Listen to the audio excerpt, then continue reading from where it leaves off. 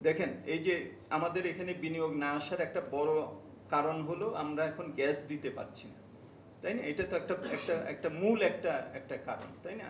অন্যান্য প্রাতিষ্ঠানিক যেসব সেবা কস্ট অফ ডুইং বিজনেস কমানোর জন্য সিঙ্গেল উইন্ডো করতে হবে।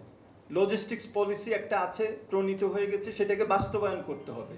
তো এগুলোর জন্য তো নির্বাচন পর্যন্ত তো এটা অপেক্ষা করার তো কোনো তো দরকার নেই।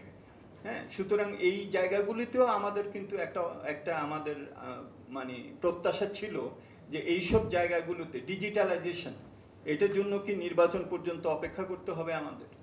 হ্যাঁ, আমাদের বাপেক্সকে আরো উদ্যোগ উদ্যমের মধ্যে নিয়ে আমরা যাতে গ্যাসের সাপ্লাই বাড়াতে পারি, এটার জন্য যে ধরনের সংস্কার করা এবং অর্থায়ন করা, সেগুলো যদি আমরা না করতে পারি তাহলে তো নির্বাচন হলেও আমাদের এই এই এই এগুলো আমরা দিতে পারবো না বিনিয়োগকারীদেরকে, তাই না?